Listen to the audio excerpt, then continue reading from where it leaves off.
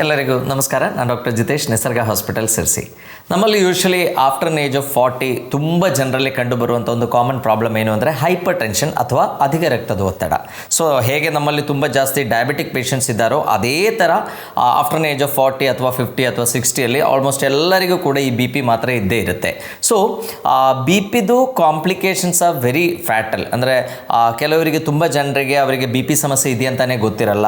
And most of the times may be ಬೇರೆ ಏನಾದರೂ ಸಮಸ್ಯೆಗೆ ಡಾಕ್ಟರ್ ಹತ್ರ ಹೋದಾಗ ಈ ಬಿ ಪಿ ಸಮಸ್ಯೆ ಇದೆ ಅಂತ ಕಂಡುಹಿಡಿತಾರೆ. ಮೇ ಬಿ ಒಂದು ತಲೆನೋವು ಇರ್ಬೋದು, ಅಥವಾ ಪದೇ ಪದೇ ತಲೆ ಸುತ್ತು ಬಂದಾಗಿರೋದು ಇರ್ಬೋದು, ಅಥವಾ ಬೇರೆ ಬೇರೆ ಪ್ರಾಬ್ಲಮ್ಸಿಂದ ಕಾಲಲ್ಲಿ ಊತ ಬರುವಂಥದ್ದು ಇರ್ಬೋದು. ಸೊ ಈ ಥರ ಸಮಸ್ಯೆಗೆ ನಾವು ಡಾಕ್ಟರ್ ಹತ್ರ ಹೋದಾಗ ಪ್ರತಿಯೊಬ್ಬರು ಡಾಕ್ಟ್ರು ಕೂಡ ನೀವು ಏನೇ ಕಾಯಿಲೆ ಹೇಳಿ ಹೋದರೂ ಕೂಡ ರೆಗ್ಯುಲರ್ಲಿ ಮಾಡುವಂಥ ಒಂದು ಟೆಸ್ಟ್ ಏನಂದರೆ ನಮ್ಮ ಬಿ ಪಿ ಒಂದು ಸಲ ಚೆಕ್ ಮಾಡಿ ನೋಡ್ತಾರೆ, ಬಿ ಪಿ ನಾರ್ಮಲ್ ಇದೆಯಾ ಇಲ್ವಾ ಅಂತ. ಸೊ ಅದರದ್ದು ಮತ್ತೊಂದು ಮೇನ್ ರೀಸನ್ ಅಂದರೆ ತುಂಬ ಸಲ ಈ ಹೈಪರ್ ಟೆನ್ಷನ್ ಇದ್ದರೂ ನಾನು ಹೇಳಿದಂಗೆ ಏನೂ ಸಿಂಪ್ಟಮ್ಸ್ ಕಾಣಬೇಕು ಅಂತಿಲ್ಲ, but hypertension B P ಕಾಯಿಲೆದು ಕಾಂಪ್ಲಿಕೇಶನ್ಸ್ ಆರ್ ವೆರಿ ಫ್ಯಾಟಲ್. ಎಷ್ಟೋ ಜನರಿಗೆ ಬಿ ಪಿ ಇದೆಯಂತಲೇ ಗೊತ್ತಿರಲ್ಲ, ಬಟ್ ಅವರಿಗೆ ಸ್ಟ್ರೋಕ್ ಬಂದಮೇಲೆ ಅಥವಾ ಹಾರ್ಟಿನ ಸಮಸ್ಯೆಗಳು ಬಂದಮೇಲೆ ಅಷ್ಟೇ ಗೊತ್ತಾಗುತ್ತೆ ಬಿ ಪಿ ಸಮಸ್ಯೆ ಇತ್ತು ಅಂತ. ಅದೇ ಥರ ಈವನ್ ಕಿಡ್ನಿ ಪ್ರಾಬ್ಲಮ್ಸ್ ಬರಲಿಕ್ಕೂ ಕೂಡ ಈ ಹೈ ಬಿ ಪಿ ಏನಿದೆ ಅದೊಂದು ಮೇನ್ ಕಾರಣ ಅಂತ ಹೇಳ್ಬೋದು.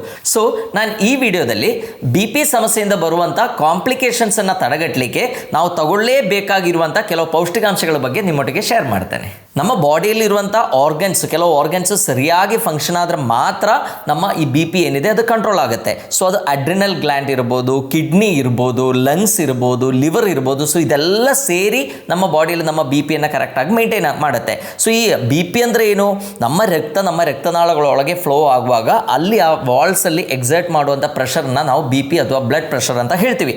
ಸೊ ನಮ್ಮ ಲೈಫ್ ಸ್ಟೈಲಿಂದ ನಾವು ಇಷ್ಟು ವರ್ಷಗಳು ಕರೆಕ್ಟಾಗಿ ಲೈಕ್ ಫುಡ್ಡನ್ನು ಸರಿಯಾಗಿ ಕಂಟ್ರೋಲ್ ಮಾಡಲ್ಲ, ನಾವು ತುಂಬ ಉಪ್ಪಿರುವಂಥ ಆಹಾರಗಳನ್ನು ಜಾಸ್ತಿ ತಗೊಳ್ತೀವಿ, ಅವ್ರು ಮೇ ಬಿ ನಮಗೆ ತುಂಬ ಅಡಿಕ್ಷನ್ಸ್ ಇರ್ಬೋದು, ಆಲ್ಕಹಾಲ್ ಇರ್ಬೋದು, ಅಥವಾ ಸ್ಮೋಕಿಂಗ್ ಇರ್ಬೋದು, ತಂಬಾಕು ಇರ್ಬೋದು. ಸೊ ಈ ಥರ ತುಂಬ ಹ್ಯಾಬಿಟ್ಸಿಂದ ನಮಗೆ ಈ ಬಿ ಪಿ ಡೆವಲಪ್ ಆಗುತ್ತೆ.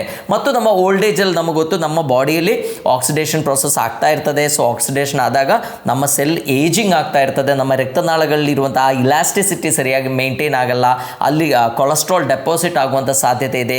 ಅದರದ್ದು ಬ್ಲಡ್ ವೆಸಲ್ ಏನಿದೆ, ರಕ್ತನಾಳಗಳೇನಿದೆ ಅದರೊಳಗೆ ಇರುವ ಲೂಮೆನ್ ಸಣ್ಣ ಆಗ್ತಾ ಬರ್ತದೆ. ಈಗ ಒಂದು ಓಸ್ ಪೈಪ್ ಇದೆ, ಓಸ್ ಪೈಪ್ ಎಲ್ಲ ಕ್ಲೀನ್ ಇದ್ದರೆ ಫ್ರೀಯಾಗಿ ನೀರು ಹೋಗುತ್ತೆ. ನಾವು ಓಸ್ ಪೈಪ್ ಗಟ್ಟಿ ಹಿಡ್ಕೊಂಡ್ರೆ ಏನಾಗುತ್ತೆ, ಅದರೊಳಗೆ ಇರುವಂಥ ಪ್ರೆಷರ್ ಜಾಸ್ತಿ ಆಗುತ್ತೆ, ನೀರು ಇನ್ನೂ ಜಾಸ್ತಿ ದೂರ ಹೋಗಿ ಬೀಳೋದು ಕಾಣುತ್ತೆ. ಸೊ ಅದೇ ಥರ ಅದರ ರಕ್ತನಾಳಗಳ ಒಳಗೆ ಇರುವಂಥ ಲೂಮೆನ್ ಏನಿದೆ, ಆ ಸ್ಪೇಸ್ ಏನಿದೆ ಅದು ಸರಿಯಾಗಿಲ್ಲ, ಅದು ಕನ್ಸ್ಟ್ರಿಕ್ಟ್ ಆದರೆ ಏನಾಗುತ್ತೆ, ಬಿ ಪಿ ಜಾಸ್ತಿ ಆಗುವಂಥ ಸಾಧ್ಯತೆಗಳಿದೆ. ಇನ್ನು ಕೆಲವರು ಅಂದರೆ ತುಂಬ ಸ್ಟ್ರೆಸ್ಫುಲ್ ಆಗಿರ್ತಾರೆ, ಅವರದ್ದು ಜಾಬ್ ಸ್ಟ್ರೆಸ್ ಇರ್ಬೋದು, ಫ್ಯಾಮಿಲಿ ಸ್ಟ್ರೆಸ್ ಇರ್ಬೋದು, ಬೇರೆ ಬೇರೆ ಕಾರಣಗಳಿಂದ ಸ್ಟ್ರೆಸ್ ಎಲ್ಲ ಜಾಸ್ತಿ ಆದಾಗ ಏನಾಗುತ್ತೆ, ನಮ್ಮ ಬಾಡಿಯಲ್ಲಿ ನಮ್ಮ ಸ್ಟ್ರೆಸ್ ಹಾರ್ಮೋನ್ ಆಗಿರುವಂಥ ಕಾರ್ಟಿಸೋಲ್ ಜಾಸ್ತಿ ಪ್ರೊಡ್ಯೂಸ್ ಆಗುತ್ತೆ. ಸೊ ಅದು ಕೂಡ ಈ ಹೈಪರ್ ಟೆನ್ಷನ್ಗೆ one of the main reason ಅಂತ ಹೇಳ್ಬೋದು. ಇನ್ನು ಕೆಲವರಿಗೆ ನಿದ್ರೆಹೀನತೆ ಇರುತ್ತೆ, ಕರೆಕ್ಟಾಗಿ ನಿದ್ರೆ ಮಾಡಲ್ಲ. ನಮಗೊಂದು ಸೌಂಡ್ ಸ್ಲೀಪ್ ಇದ್ದರೆ ಮಾತ್ರ ನಮ್ಮ ಬಾಡಿಯಲ್ಲಿ ಆಗಿರುವಂಥ ಆಕ್ಸಿಡೇಟಿವ್ ಡ್ಯಾಮೇಜಸ್ ಎಲ್ಲ ರಿಪೇರ್ ಆಗಿ ಬಾಡಿ ರೀಜನರೇಟ್ ಆಗಲಿಕ್ಕೆ ಸಾಧ್ಯ. ಸೊ ನಿದ್ರೆ ಇಲ್ಲದೆ ನಾವು ಇಡೀ ರಾತ್ರಿ ಮೊಬೈಲೆಲ್ಲ ಯೂಸ್ ಮಾಡ್ತಾ ಇರೋರಲ್ಲಿ ಕೂಡ ಈ ಬಿ ಪಿ ಸಮಸ್ಯೆ ಬರುವಂಥ ಸಾಧ್ಯತೆಗಳು ತುಂಬ ಜಾಸ್ತಿ ಇದೆ.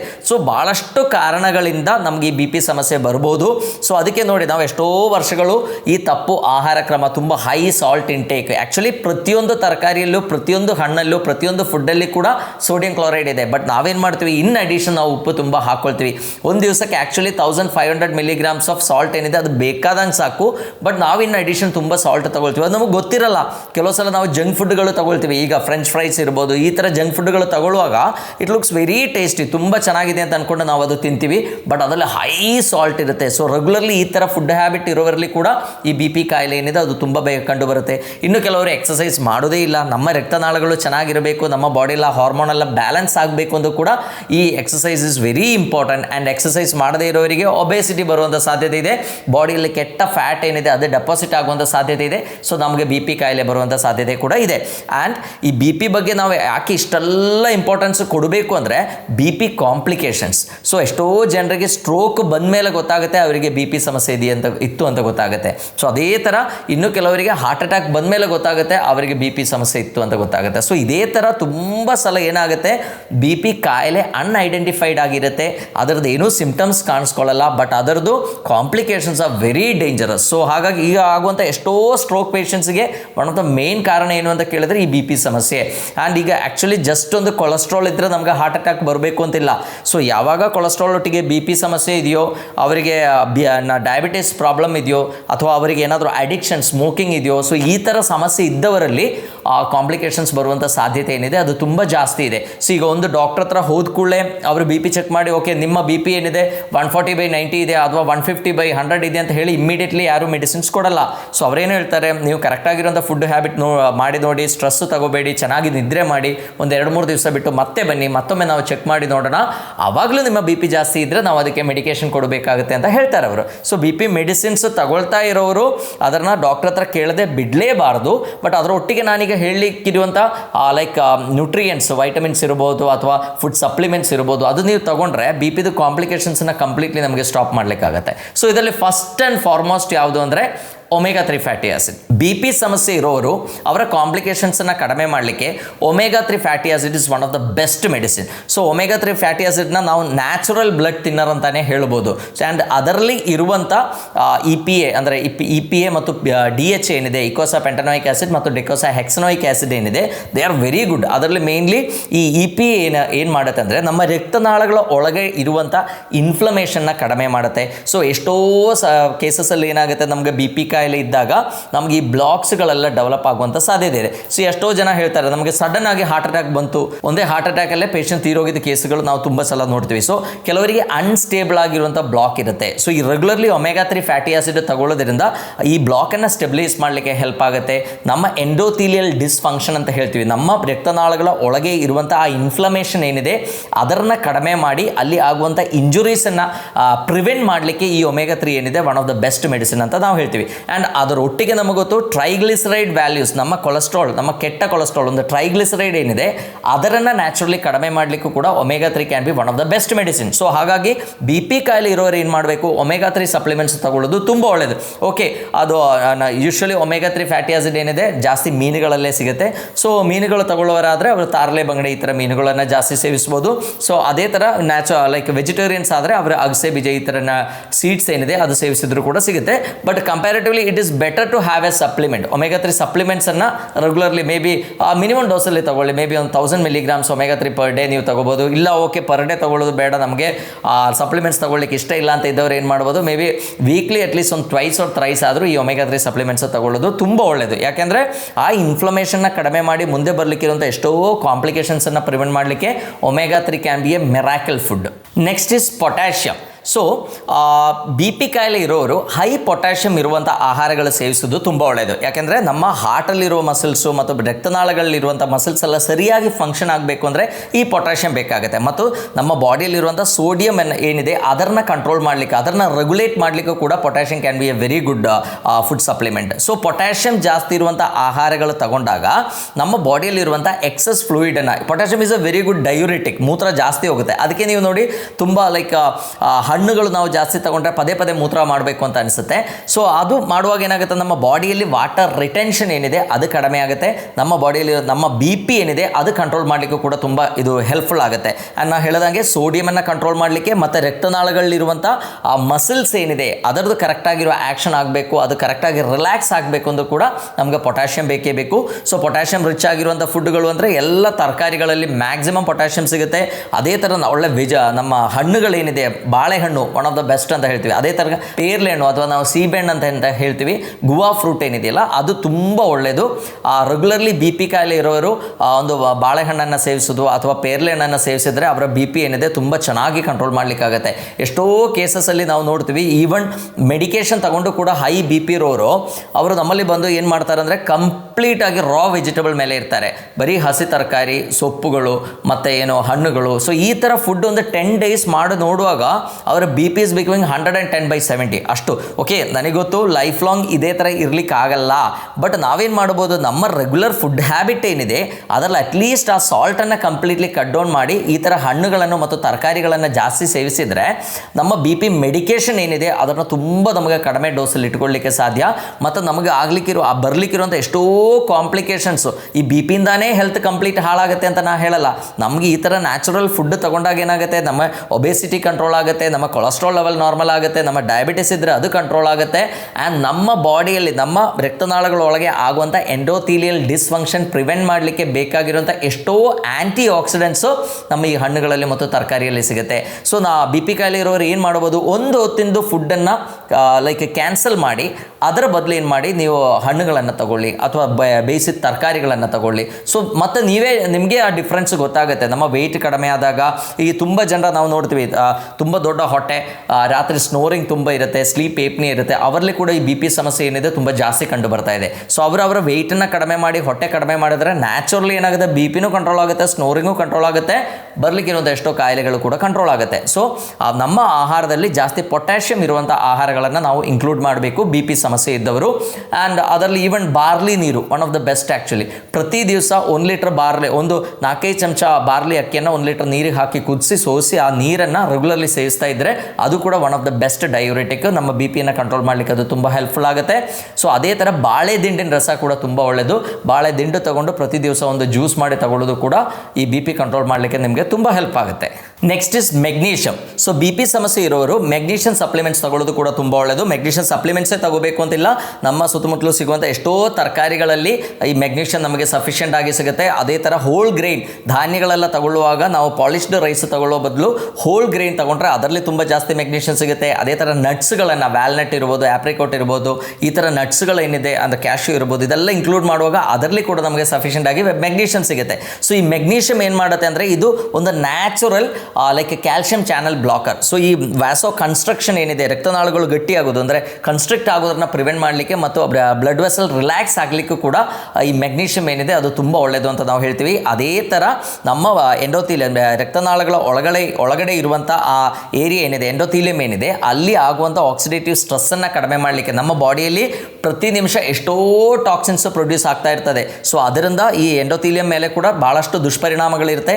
ಅದನ್ನು ಪ್ರಿವೆಂಟ್ ಮಾಡಲಿಕ್ಕೂ ಕೂಡ magnesium can be one of the best. And magnesium ನಮ್ಗೆ ಗೊತ್ತು, ಅದು ತಗೊಂಡಾಗ magnesium is called as a coming mineral. ನಮ್ಗೆ ಒಳ್ಳೆ ನಿದ್ರೆ ಬರಬೇಕು ಅಂದ್ರೆ magnesium place a very major role. So ಅದರಲ್ಲಿ ಮೆಗ್ನೀಷಿಯಂ ಗ್ಲೈಸಿನೇಟ್ ಇರ್ಬೋದು, ಮೆಗ್ನೀಷಿಯಂ ಸಿಟ್ರೇಟ್ ಇರ್ಬೋದು. ಸೊ ಈ ಥರ ಸಪ್ಲಿಮೆಂಟ್ಸ್ ತಗೊಂಡಾಗ ಕೂಡ ಏನಾಗುತ್ತೆ, ನಮ್ಮ ನಿದ್ರೆ ಇಂಪ್ರೂವ್ ಆಗುತ್ತೆ, ನಮ್ಮ ನರಗಳದ್ದು ಫಂಕ್ಷನ್ ಇಂಪ್ರೂವ್ ಆಗುತ್ತೆ, ನಮ್ಮ ಲೈಕ್ ಡೈಜೆಸ್ಟಿವ್ ಸಿಸ್ಟಮ್ ಇಂಪ್ರೂವ್ ಆಗುತ್ತೆ, ನಮ್ಮ ಮೋಷನ್ ರೆಗ್ಯುಲರೈಸ್ ಆಗುತ್ತೆ. ಸೊ ಆವಾಗ ನಮ್ಮ ಬಿ ಪಿ ಕೂಡ ಕಂಟ್ರೋಲ್ ಆಗಲಿಕ್ಕೆ ಅದು ತುಂಬ ಹೆಲ್ಪ್ಫುಲ್ ಆಗುತ್ತೆ. ಯಾಕಂದರೆ ನಾವು ಕಾಮ್ ಆಗಿದ್ದರೆ ಆಟೋಮೆಟಿಕ್ಲಿ ನಮ್ಮ ಬಿ ಪಿ ಏನಿದೆ ಅದು ಕಂಟ್ರೋಲಲ್ಲಿ ಇರುತ್ತೆ.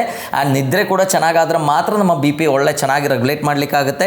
ಆ್ಯಂಡ್ ನಮ್ಮ ರಕ್ತನಾಳಗಳೊಳಗೆ ಆಗುವಂಥ ಡಿಸ್ಫಂಕ್ಷನ್ ಏನಿದೆ, ಅಲ್ಲಿ ಇರುವಂಥ ಪ್ರಾಬ್ಲಮ್ಸ್, ಅಲ್ಲಿರುವಂಥ ಇನ್ಫ್ಲಮೇಷನ್ ಏನಿದೆ ಅದು ಕಡಿಮೆ ಆದರೂ ಕೂಡ, ಅದು ಕಡಿಮೆ ಮಾಡಿದರೆ ಕೂಡ ನಮಗೇನಾಗುತ್ತೆ, ನಮ್ಮ ಬಿ ಪಿ ಕಂಟ್ರೋಲ್ ಮಾಡಲಿಕ್ಕಾಗುತ್ತೆ. ಸೊ ಬಿ ಪಿ ಸಮಸ್ಯೆ ಇದ್ದವರು ಆ ಕಾಂಪ್ಲಿಕೇಶನ್ಸನ್ನು, ಮುಂದೆ ಬರಲಿಕ್ಕಿರುವಂಥ ಕಾಂಪ್ಲಿಕೇಶನ್ಸನ್ನು ಪ್ರಿವೆಂಟ್ ಮಾಡಲಿಕ್ಕೆ magnesium can be one of the best food. ಇನ್ನು ನೆಕ್ಸ್ಟ್ ಅಂದರೆ ನೈಟ್ರೇಟ್ಸ್. ಸೊ ನಮ್ಮ ರಕ್ತನಾಳಗಳು ಕರೆಕ್ಟಾಗಿ ಫಂಕ್ಷನ್ ಆಗಲಿಕ್ಕೆ, ಅದರದ್ದು ಇಲಾಸ್ಟಿಸಿಟಿ ಕರೆಕ್ಟಾಗಿ ಮೇಂಟೈನ್ ಮಾಡಲಿಕ್ಕೆ ಮತ್ತು ರಿಲ್ಯಾಕ್ಸ್ ಆಗಲಿಕ್ಕೆ one of the best is nitrates actually. So nitrates ಜಾಸ್ತಿ ಇರುವಂಥ ಆಹಾರ ಯಾವುದು ಅಂದರೆ mainly beetroot. So B P ಕಾಯಿಲೆ ಇರೋರು ಪ್ರತಿ ದಿವಸ ಬೆಳಗ್ಗೆ ಒಂದು ಸಣ್ಣ ಪೀಸ್ ಬೀಟ್ರೂಟ್ 1 ಗ್ಲಾಸ್ ನೀರಿಗೆ ಹಾಕಿ ಮಿಕ್ಸರ್ಲಿ ಮಿಕ್ಸ್ ಮಾಡಿ ಕುಡಿದ್ರೆ that can be a very good miracle drink. ಯಾಕೆಂದರೆ ಅದು ನಮ್ಮ ಬ್ಲಡ್ ವೆಸಲ್ ರಿಲ್ಯಾಕ್ಸ್ ಆಗಿ ಅದರೊಳಗೆ ಆಗುವಂಥ ಇನ್ಫ್ಲಮೇಷನ್ನ ಕಂಟ್ರೋಲ್ ಮಾಡಲಿಕ್ಕೆ ಹೆಲ್ಪ್ ಮಾಡುತ್ತೆ. ಅದೇ ಥರ ನಮ್ಮ ಕಾರ್ಡಿಯಾಕ್ ಫಂಕ್ಷನ್ ಇಂಪ್ರೂವ್ ಮಾಡಲಿಕ್ಕೂ ಕೂಡ ಹೆಲ್ಪ್ ಆಗುತ್ತೆ. ನಮ್ಮ ಬ್ಲಡ್ ವೆಸಲ್ಸ್ ಹೆಲ್ತಿಯಾಗಿದ್ದರೆ ಮಾತ್ರ ನಮ್ಮ ಬ್ಲಡ್ ಫ್ಲೋ ಸರಿಯಾಗುತ್ತೆ. ಎಷ್ಟೋ ಕೇಸಸಲ್ಲಿ ಏನಾಗುತ್ತೆ, ಬ್ಲಡ್ ವೆಸಲ್ ರಪ್ಚರ್ ಆಗುತ್ತೆ. ನೀವು ನೋಡಿರ್ತೀರಿ, ಸ್ಟ್ರೋಕ್ ಎಲ್ಲ ಬಂದಾಗ ಬ್ರೈನ್ ಹೆಮರೇಜ್ ಆಗಿದೆ ಅಂತ ಹೇಳ್ತಾರೆ. ಸೊ ಆ ಬ್ಲಡ್ ವೆಸಲ್ ಹೆಲ್ತ್ ಚೆನ್ನಾಗಿ ಇಂಪ್ರೂವ್ ಆದರೆ ಮಾತ್ರ ಈ ಬಿ ಪಿ ಕಾಯಿಲೆಯಿಂದ ಬರುವಂಥ ಎಷ್ಟೋ ಕಾಂಪ್ಲಿಕೇಶನ್ಸನ್ನು ತಡೆಗಟ್ಟಲಿಕ್ಕೆ ಸಾಧ್ಯ. ಸೊ ಹಾಗಾಗಿ ರೆಗ್ಯುಲರ್ಲಿ ನಮ್ಮ ಈ ಬಿ ಪಿ ಕಾಯಿಲೆ ಇರೋರು ಏನು ಮಾಡಬೇಕು, 1 ಗ್ಲಾಸ್ ಬೀಟ್ರೂಟ್ ಜ್ಯೂಸನ್ನು ತಗೋಬೋದು. ಅದೇ ಥರ ಅಮೆರಾಂಥಸ್ ಅಥವಾ ಹರಿವೆ ಸೊಪ್ಪು ಏನಿದೆ ಅದು ಕೂಡ ತುಂಬ ಒಳ್ಳೆಯದು. ಅದರಲ್ಲಿ ಕೂಡ ತುಂಬ ಜಾಸ್ತಿ ನೈಟ್ರೇಟ್ಸ್ ಇರುತ್ತೆ. ಸೊ ಅದು ಕೂಡ ರೆಗ್ಯುಲರ್ಲಿ ಪಲ್ಯ ಮಾಡ್ಬೋದು. ನಾವು ಪ್ರತಿ ದಿವಸ ಊಟ ಮಾಡುವಾಗ ಒಂದು ಸೊಪ್ಪಿನ ಪಲ್ಯ, ಅದು ಹರಿವೆ ಸೊಪ್ಪು ಇರ್ಬೋದು, ನುಗ್ಗೆ ಸೊಪ್ಪು ಇರ್ಬೋದು, ಪಾಲಕ್ ಸೊಪ್ಪು ಇರ್ಬೋದು, ಇದರಲ್ಲೆಲ್ಲ ಜಾಸ್ತಿ ನೈಟ್ರೇಟ್ಸ್ ಸಿಗುತ್ತೆ ನಿಮಗೆ. ಸೊ ನೈಟ್ರೇಟ್ಸ್ ಚೆನ್ನಾಗಿದ್ದರೆ ಮಾತ್ರ ನಮ್ಮ ಬ್ಲಡ್ ವೆಸಲ್ ಹೆಲ್ತ್ ಇಂಪ್ರೂವ್ ಆಗುತ್ತೆ, ಬಿ ಪಿ ಕಂಟ್ರೋಲ್ ಮಾಡಲಿಕ್ಕೆ ಕೂಡ ಸಾಧ್ಯ. ಸೊ ನಾನೀಗ ಸುಮಾರು ನ್ಯೂಟ್ರಿಯೆಂಟ್ಸ್ ಹೇಳಿದ್ರು ಕೂಡ ಇದೆಲ್ಲ ಜಾಸ್ತಿ ನಮಗೆ ಸೊಪ್ಪುಗಳಲ್ಲಿ ಸಿಗುತ್ತೆ. ಸೊ ನಾವೇನು ಮಾಡಬೇಕು, ರೆಗ್ಯುಲರ್ಲಿ ಒಂದು ಹೊತ್ತಿನ, ನಾವು ಫಸ್ಟ್ ಹೇಳ್ದಂಗೆ ಒಂದು ಹೊತ್ತಿನ ಫುಡ್ ಕ್ಯಾನ್ಸಲ್ ಮಾಡಿ ಫ್ರೂಟ್ಸು ಮತ್ತು ವೆಜಿಟೇಬಲ್ಸ್, ಮೇನ್ಲಿ ಸೊಪ್ಪುಗಳನ್ನು ಜಾಸ್ತಿ ತಗೊಂಡ್ರೆ ಈ ಬಿ ಪಿ ಕಂಟ್ರೋಲ್ ಮಾಡಲಿಕ್ಕೆ ಅದು ತುಂಬ ಹೆಲ್ಪ್ಫುಲ್ ಆಗುತ್ತೆ. ಸೊ ನಮ್ಮ ಡೈಲಿ ರುಟೀನಲ್ಲಿ ನಾವು ಮಾಡುವಂಥ ವೆರಿ ಮಿನಿಮಮ್ ಚೇಂಜಸ್ಸಿಂದ ಈ ಬಿ ಪಿಯಿಂದ ಬರುವಂಥ ಎಷ್ಟೋ ಕಾಂಪ್ಲಿಕೇಶನ್ಸ್ ನಮಗೆ ಕಂಪ್ಲೀಟ್ಲಿ ಕಂಟ್ರೋಲ್ ಮಾಡಲಿಕ್ಕಾಗುತ್ತೆ. Next is probiotic. ಪ್ರೋಬಯೋಟಿಕ್ ಅಂದರೆ ನಮ್ಮ ಹೊಟ್ಟೆಯಲ್ಲಿ ಒಳ್ಳೆ ಬ್ಯಾಕ್ಟೀರಿಯಾಗಳಿದ್ದರೆ ಮಾತ್ರ ನಮ್ಮ ಬಿ ಪಿ ಎಲ್ಲ ಚೆನ್ನಾಗಿರುತ್ತೆ. ನಮಗೀಗ ಬರುವಂಥ ಎಷ್ಟೋ ಕಾಯಿಲೆಗಳಿಗೆ one of the main reason ಏನು ಅಂದರೆ ನಮ್ಮ ಗಟ್ ಡಿಸ್ಬಯೋಸಿಸ್ ಅಂತ ಹೇಳ್ತೀವಿ. ಅಂದರೆ ನಮ್ಮ ಹೊಟ್ಟೆಯಲ್ಲಿ ಒಳ್ಳೆ ಬ್ಯಾಕ್ಟೀರಿಯಾಗಳಿಲ್ಲ. One human being is only 10% human ಅಂತ ಹೇಳ್ತೀವಿ. ಅಂದರೆ ನಾವೊಂದು ಮನುಷ್ಯ ಇದ್ದರೂ ಕೂಡ ಬರೀ 10% ಅಷ್ಟೇ ನಾವಿರೋದು, ನಮ್ಮ ಜೀವಕೋಶಗಳಿರೋದು. ಅದಕ್ಕಿಂತ ಎಷ್ಟೋ ಪಟ್ಟು ಜಾಸ್ತಿ ನಮ್ಮ ಹೊಟ್ಟೆಯಲ್ಲಿರುವಂಥ ಬ್ಯಾಕ್ಟೀರಿಯಾ ಬ್ಯಾಕ್ಟೀರಿಯಾಗಳಿದೆ. ಸೊ ಅದು ಸರಿಯಾಗಿ ಫಂಕ್ಷನ್ ಆದರೆ ಮಾತ್ರ ನಾವು ತಗೊಂಡಿರುವಂಥ ಆಹಾರ ಸರಿಯಾಗಿ ಡೈಜೆಸ್ಟ್ ಆಗುತ್ತೆ, ಅದರಲ್ಲಿರುವಂಥ ನ್ಯೂಟ್ರಿಯೆಂಟ್ಸ್ ಅಬ್ಸಾರ್ಬ್ ಆಗುತ್ತೆ, ಅದರಲ್ಲಿ ಅಂದರೆ ಮಲ ಈವನ್ ಫಾರ್ಮ್ ಆಗಲಿಕ್ಕೂ ಕೂಡ ಈ ಬ್ಯಾಕ್ಟೀರಿಯಾಗಳು ಸರಿಯಾಗಿ ಕೆಲಸ ಮಾಡಬೇಕು. ಸೊ ನಾವು ತಗೊಳ್ಳುವಂಥ ಆಹಾರ ಸರಿಯಾಗಿ ಡೈಜೆಸ್ಟ್ ಆಗಿ ಅಬ್ಸಾರ್ಬ್ ಆಗಿಲ್ಲ ಅಂತ ಇದ್ದಾಗ ಏನಾಗುತ್ತೆ, ನಮಗೆ ಕಾಯಿಲೆಗಳು ಅಫ್ಕೋರ್ಸ್ ನಮಗೆ ಕಾಯಿಲೆಗಳು ಬಂದೇ ಬರುತ್ತೆ. ಸೊ ನಾವೇನು ಮಾಡಬೇಕು, ಒಳ್ಳೆ ಪ್ರೋಬಯೋಟಿಕ್ ಇರುವಂಥ ಆಹಾರಗಳನ್ನು ಜಾಸ್ತಿ ಸೇವಿಸಬೇಕು. ಈಗ ಗಟ್ ಇಸ್ ದ ಸೆಕೆಂಡ್ ಬ್ರೈನ್ ಅಂತ ಹೇಳ್ತೀವಿ. ನಮ್ಮ ಬ್ರೈನ್ ಫಂಕ್ಷನ್ಸ್ ಸರಿಯಾಗಿ ಆಗಬೇಕು, ಬ್ರೈನಿಗೆ ಬೇಕಾಗಿರುವಂಥ ಎಷ್ಟೋ ಹಾರ್ಮೋನ್ ಪ್ರೊಡಕ್ಷನ್ ಆಗೋದು ಕೂಡ ನಮ್ಮ ಹೊಟ್ಟೆಯಲ್ಲಿ. ಈಗ ನಿದ್ರೆಗೆ ಬೇಕಾಗಿರುವಂಥ one of the main hormone ಯಾವುದಂದ್ರೆ ಮೆಲಟಾನಿನ್ ಅಂತ ಹೇಳ್ತೀವಿ. ಸೊ ಮೆಲಟಾನಿನ್ದು ಪ್ರಿಕರ್ಸರ್ ಇಸ್ ಸೆರಟಾನಿನ್, ಆ್ಯಂಡ್ ಸೆರಟಾನಿನ್ದು 90% ಪ್ರೊಡ್ಯೂಸ್ ಆಗೋದು ನಮ್ಮ ಹೊಟ್ಟೆಯಲ್ಲಿ, ಮತ್ತು ಅಲ್ಲಿಂದ ಗಟ್ ಬ್ರೈನ್ ಆಕ್ಸಿಸಿಂದ ಅದು ಟ್ರಾನ್ಸ್ಪೋರ್ಟ್ ಆಗುತ್ತೆ. ಸೊ ನಮ್ಮ ಹೊಟ್ಟೆ ಹೆಲ್ತ್ ಚೆನ್ನಾಗಿದ್ದರೆ ಮಾತ್ರ ನಮ್ಮ ಆರೋಗ್ಯ ಚೆನ್ನಾಗಿರುತ್ತೆ. ಸೊ ಈಗ ಎಷ್ಟೋ ಸಂಶೋಧನೆಗಳು ನಡೀತಾ ಇದೆ. ನಮಗೆ ಬಂದಿರುವ ಎಷ್ಟೋ ಕಾಯಿಲೆಗಳಿಗೆ one of the main reason is ನಮ್ಮ ಗಟ್ ಡಿಸ್ಬಯೋಸಿಸ್. ಆ್ಯಕ್ಚುಲಿ ನಮ್ಮ ಹೊಟ್ಟೆಯಲ್ಲಿ ಒಂದು pH ಇರಬೇಕು, ಅಲ್ಲಿ ಬದುಕುವಂಥ ಆರ್ಗ್ಯಾನಿಸಮ್ಸ್ ಆರ್ ಡಿಫ್ರೆಂಟ್. ನಮ್ಮ ಸಣ್ಣ ಕರಳಿಗೆ ಒಂದು pH ಇರುತ್ತೆ, ಅಲ್ಲಿ ಬದುಕುವಂಥ ಆರ್ಗ್ಯಾನಿಸಮ್ಸ್ ಆರ್ ಡಿಫ್ರೆಂಟ್. ಅದೇ ಥರ ನಮ್ಮ ದೊಡ್ಡ ಕರಳಲ್ಲಿ ಕೂಡ ಡಿಫ್ರೆಂಟ್ pH ಇರುತ್ತೆ, ಅಲ್ಲಿ ಇರುವಂಥ microbes are entirely different. So ಇಲ್ಲಿ ಸೆಕ್ಷನ್ ಬೈ ಸೆಕ್ಷನ್ ಅಲ್ಲಿ ಬೇಕಾಗಿರುವಂಥ ಒಳ್ಳೆ ಬ್ಯಾಕ್ಟೀರಿಯಾಗಳು ಇದ್ದರೆ ಮಾತ್ರ ನಮ್ಮ ಓವರ್ ಆಲ್ ಆರೋಗ್ಯ ಚೆನ್ನಾಗಿರುತ್ತೆ. ನಿಮಗೆ ಗೊತ್ತಾಗುತ್ತೆ, ನಮಗೆ ಬರುವಂಥ ಆಲ್ಮೋಸ್ಟ್ ಎಲ್ಲ ಕಾಯಿಲೆಗಳಿಗೂ ಮೇನ್ ರೀಸನ್ ಎಲ್ಲಿರುತ್ತೆ, ನಮ್ಮ ಹೊಟ್ಟೆಯಲ್ಲೇ ಇರುತ್ತೆ ಅಲ್ವಾ. ಈಗ ಒಂದು BP ಕಾಯಿಲೆ ನಾವು ತಗೊಳ್ಳುವಂಥ ಆಹಾರದಲ್ಲಿ ಇರುವಂಥ ಮಿಸ್ಟೇಕ್, ನಮಗೆ ಒಳ್ಳೆ ನಮ್ಮ ಒಳ್ಳೆ ಗಟ್ಟು ಮೈಕ್ರೋಬ್ಸ್ ಇಲ್ಲ ಅಂದರೂ ಅದು ಬರ್ಬೋದು. ನಮಗೆ ಬರುವಂಥ ಡಯಾಬಿಟಿಸ್ ಮೆಲೈಟಿಸ್ ಇರ್ಬೋದು, ನಮಗೆ ಬರುವಂಥ ಮಂಡಿ ನೋವು ಇರ್ಬೋದು. ಮಂಡಿ ನೋವಿಗೆ ಏನು ಕಾರಣ, ನಾವು ತಗೊಳ್ಳುವಂಥ ಆಹಾರದಲ್ಲಿ ನಮಗೆ ನಮ್ಮ ಮೂಳೆಗಳಿಗೆ ಬೇಕಾಗಿರುವಷ್ಟು ನ್ಯೂಟ್ರಿಯೆಂಟ್ಸ್ ಯಾವುದಿಲ್ಲ, ಅದು ಸರಿಯಾಗಿ ಡೈಜೆಸ್ಟ್ ಆಗ್ತಾ ಇಲ್ಲ. ನಾವು ಬರೀ ಕಾರ್ಬೋಹೈಡ್ರೇಟ್ ತಗೊಳ್ತಾ ಇದ್ವಿ, ನಮ್ಮ ಬೊಜ್ಜು ಜಾಸ್ತಿ ಆಗ್ತಾ ಇದೆ, ಮಂಡಿ ಮೇಲೆ ಜಾಸ್ತಿ ಒತ್ತಡ ಬೀಳ್ತಾ ಇದೆ, ನಮಗೆ ಮಂಡಿ ನೋವು ಬರುತ್ತೆ. ಸೊ ಪ್ರತಿಯೊಂದು ಕಾಯಿಲೆ ನೀವು ತಗೊಂಡು ನೋಡಿದ್ರು ಕೂಡ ಈಗ ಬರುವಂಥ ಎಷ್ಟೋ ಆಟೋ ಇಮ್ಯೂನ್ ಡಿಸೀಸ್ಗಳಿಗೂ ಕೂಡ one of the main reason is leaky gut syndrome ಅಂತ ಹೇಳ್ತೀವಿ. ಅಂದರೆ ನಮ್ಮ GI ಟ್ರ್ಯಾಕ್ಟ್ ಏನಿದೆ ಅದು ಸರಿಯಾಗಿಲ್ಲ, ಅಲ್ಲಿ ಲೀಕ್ಸ್ ಆಗ್ತಾ ಇದೆ. ಸೊ ನಮ್ಮ ಬಾಡಿನೇ ಅದಕ್ಕೆ ಎಗೇನ್ಸ್ಟ್ ಆ್ಯಂಟಿಬಾಡೀಸ್ ಪ್ರೊಡ್ಯೂಸ್ ಮಾಡಿ ನಮಗೆ ಎಷ್ಟೋ ಈಗ ಚರ್ಮದ ಸಮಸ್ಯೆ, ಸೋರಿಯಾಸಿಸ್ ಇರ್ಬೋದು, ಎಕ್ಸಿಮಾ ಇರ್ಬೋದು, ರುಮಟಾಯ್ಡ್ ಆರ್ಥರೈಟಿಸ್ ಇರ್ಬೋದು, SL, ಈ ಥರ ಎಷ್ಟೋ ಕಾಯಿಲೆಗಳಿಗೆ the main remedy is in ನಿಮ್ಮ ಗಟ್ಟಲ್ಲೇ ಇರೋದು. ಅಂದರೆ ಎಷ್ಟೋ ಕೇಸ್ಗಳು ನೋಡಿ, ಆಯುರ್ವೇದದಲ್ಲಿ panchakarma is one of the most effective ಆಗಿರುವಂಥ ಒಂದು ಟ್ರೀಟ್ಮೆಂಟ್. ಎಷ್ಟೋ ಕಾಯಿಲೆಗಳು ನಾವು ನೋಡುವಾಗ ರುಮಟಾಯ್ಡ್ ಆರ್ಥರೈಟಿಸ್ ಇರ್ಬೋದು, ಸ್ಕಿನ್ ಪ್ರಾಬ್ಲಮ್ ಇರ್ಬೋದು, ಆ್ಯಂಡ್ ನರಗಳದ್ದು ದೌರ್ಬಲ್ಯ ಇರ್ಬೋದು, ಎಷ್ಟೋ ಕಾಯಿಲೆಗಳಿಗೆ ಈ ಪಂಚಕರ್ಮ ಟ್ರೀಟ್ಮೆಂಟ್ ಮಾಡುವಾಗ ಕಂಪ್ಲೀಟ್ ಆಗಿ ಅದು ಕ್ಯೂರ್ ಆಗ್ತಾ ಇದೆ.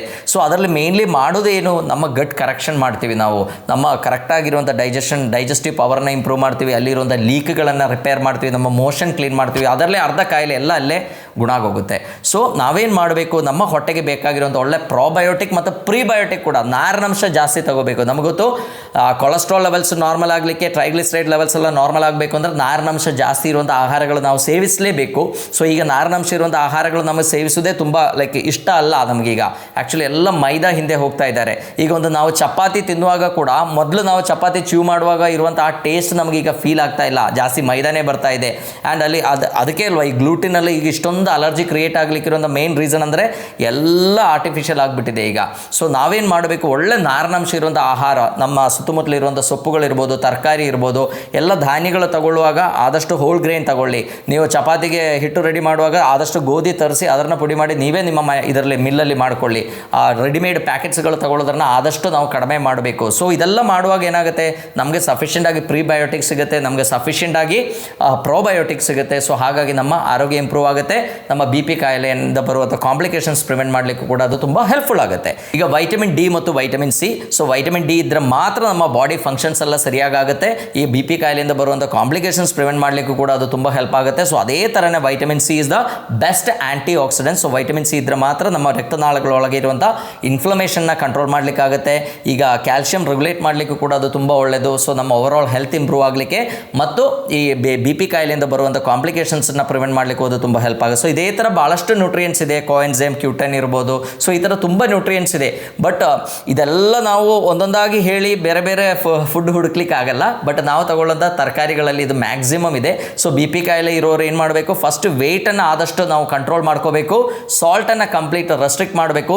BP ಕಾಯಿಲೆ ಇರೋರು ಸಾಲ್ಟ್ ಅಷ್ಟೇ ಅಲ್ಲ, ಶುಗರ್ನ ಕೂಡ ಕಂಪ್ಲೀಟ್ ರೆಸ್ಟ್ರಿಕ್ಟ್ ಮಾಡಬೇಕು. ಯಾಕೆಂದರೆ sugar is also one of the main factor.